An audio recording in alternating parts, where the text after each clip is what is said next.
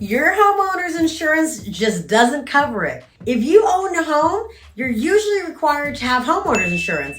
That's because when something goes wrong with your home, it can be very expensive. However, your homeowner's insurance likely does not cover some of the pretty common issues. Here are a few.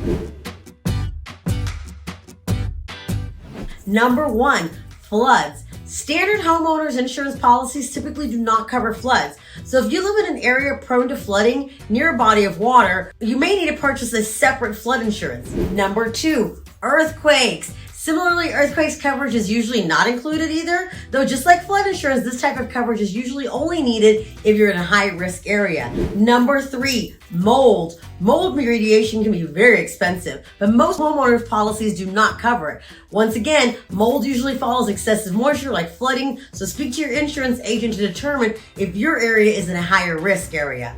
Number 4, termite damage.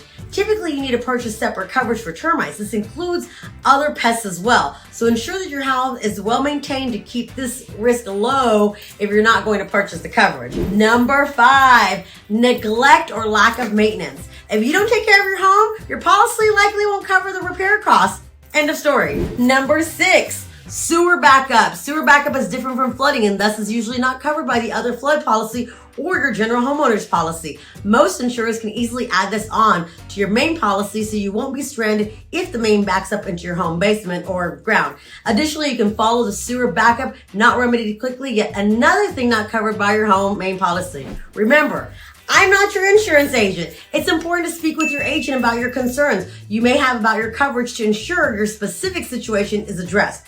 Follow me for more information. I'm Miranda, the Texas Queen of Real Estate.